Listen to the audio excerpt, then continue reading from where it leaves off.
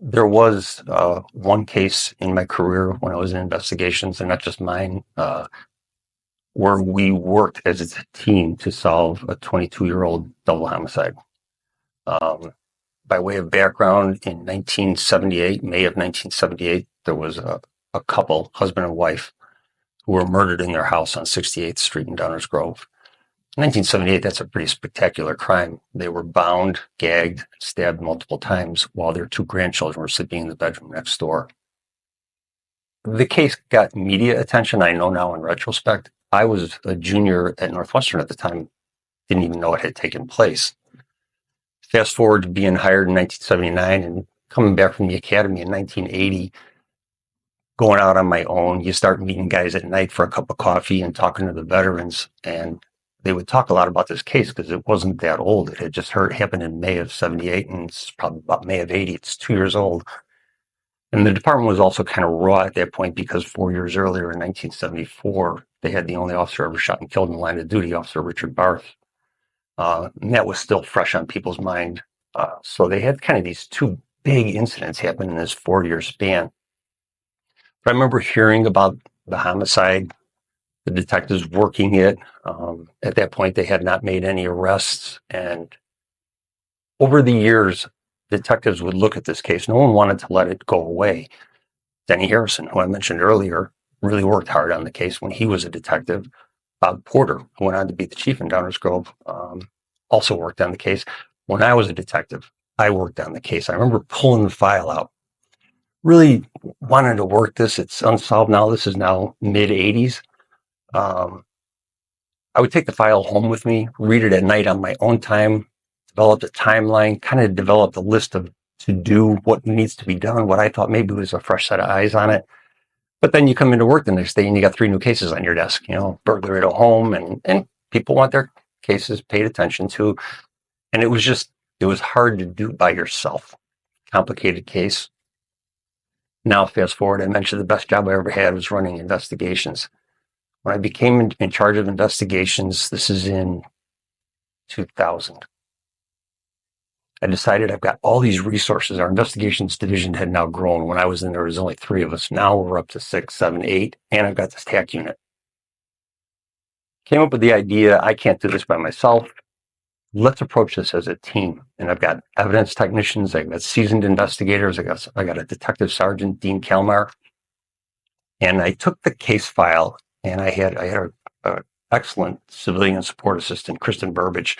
I said, Kristen, put together these binders. Everything goes in the binders for everybody in investigations and TAC. All the reports, all the ET supplements, all the photographs, everything we've got. Gather the group together. I want to say this was in about January of 2000. And I decided, I gave the binders to everybody. Everybody was eager. Great detectives. They wanted to help. They wanted to solve this case too. It's now 22 years later, and the family has not had any justice. I don't know if we can solve it. We didn't have a lot of evidence, to be truthful, but now DNA had come into much more significance in law enforcement. So we decided to approach this as if it happened yesterday. I don't want to just reopen this case. I took this approach, pretend like it happened yesterday. Here's what you know. Here's your photographs. Here's the evidence you have. What do we need to do? And then the other thing I wanted to do, when I felt comfortable, we got a team, they're all interested and they want to do this. We met with the family. I didn't want to just make the phone call and say, this is the annual, we're checking in with you, we're still working on your case. Met with them in person. The couple that was murdered, their names were Glenn and Betty Schulz, and they had 2 daughters. And we met with the 2 daughters, their respective spouses, because the one daughter's husband is the one who actually found them. The original complaining witness on the report, committed to them. We're not just reopening this. We're starting from scratch. We're going to re-interview people. We're going to look at all the evidence. We're going to look at it from a DNA perspective and really go at it, because it's 22 years later now. And my concern is now potential witnesses, they're getting older. You're looking at the possibility of losing some. Family was very happy. Again, made the commitment to them that this is our number one priority. And really the only thing that could derail it would be another homicide. And then a week later, we got a homicide. So, I made it a point to call them intentionally. It wasn't a complicated one. It was one we were able to kind of wrap up. But even the simpler homicides, if there is such a thing, still a lot of witness interviews and tracking people down. Told the family about it. They completely understood, set us back just a little bit. But we kind of got on this regular track of every month. There was a conference room at Public Works. They were nice enough to let us use it. We would meet as a group, spend the entire morning there. This was your assignment last month. This was yours. This was yours. Tell me where we're at. Update me. And then after hearing all the updates, okay, now what do we need to do next? So it was going along pretty good. Kind of an interesting side story to it. I mentioned that the grandchildren were asleep in the home when this happened. There was a 5-year-old boy and a 2-year-old girl.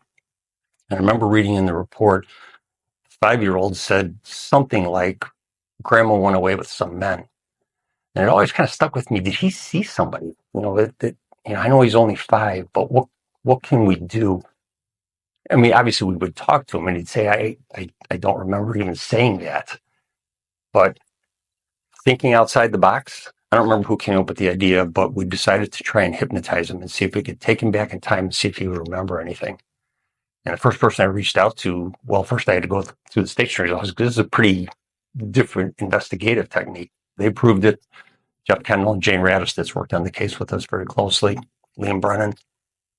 And they said, go for it. So I reached out to John Milner, who was the police chief in Elmhurst at the time, really well-respected guy in law enforcement, an excellent interviewer. The problem was he had a connection to the company where our suspect worked and had felt there was a conflict of interest. His father had done some work there. So he referred us to a sheriff out in Ogle County. So we took, his name was Scott, he's in his 20s now, out to Ogle County. He was eager to help in any way he could with the family.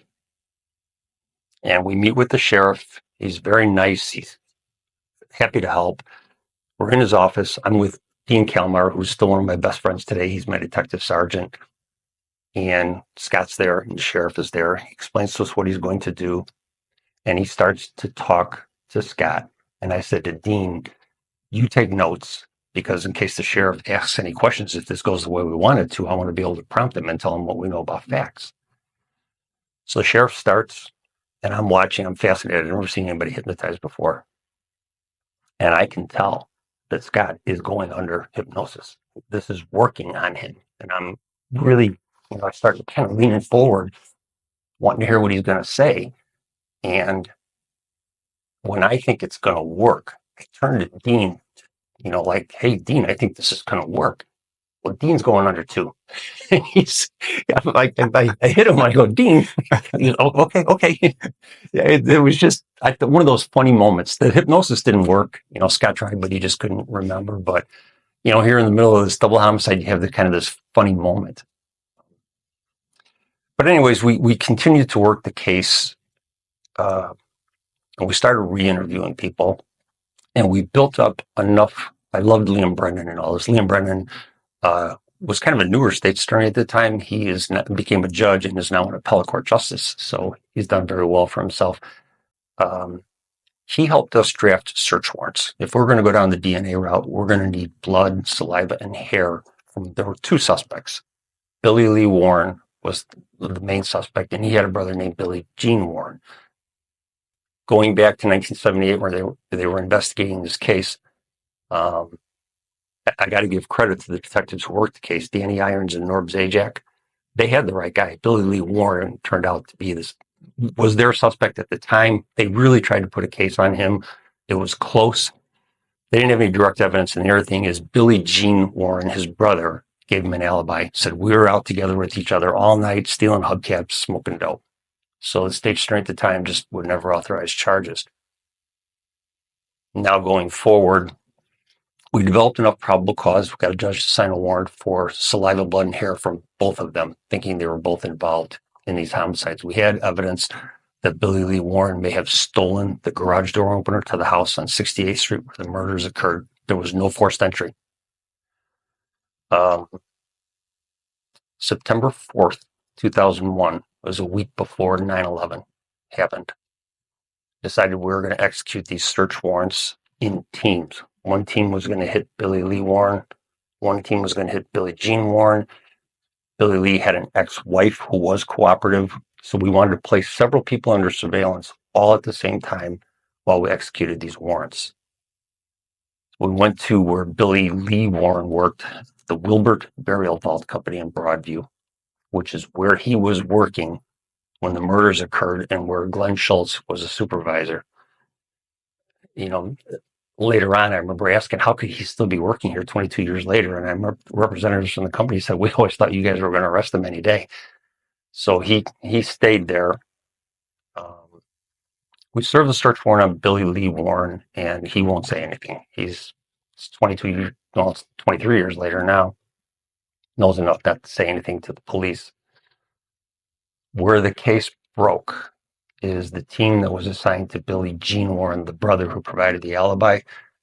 I want to say it was Mike Hutchins, Dave Borman, and Jim Niels were the detectives with him.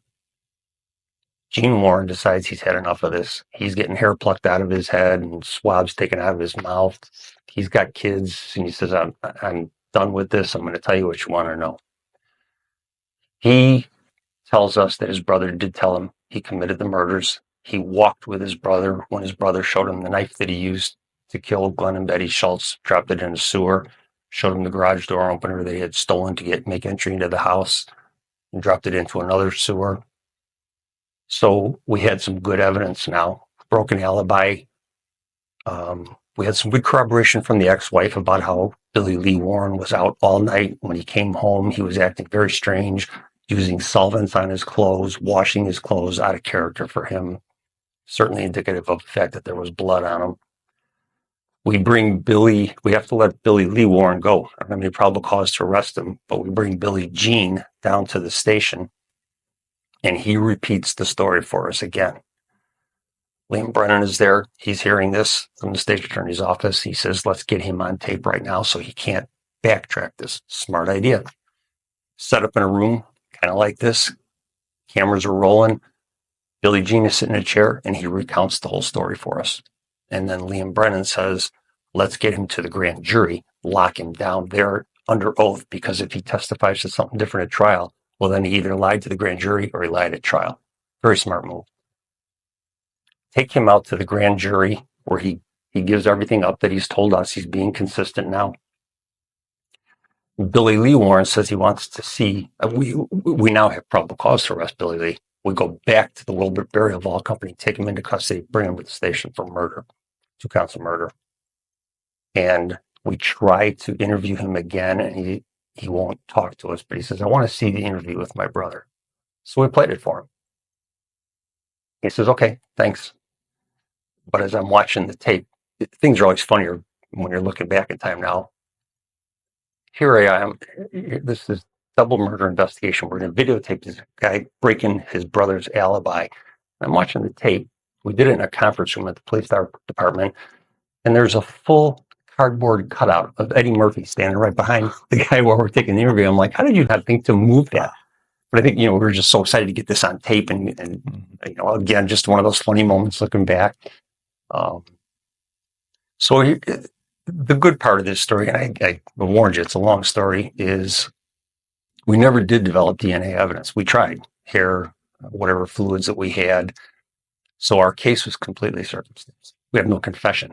Something prosecutors love. To this day, I so appreciate Joe Burkett, because you've been in the business long enough.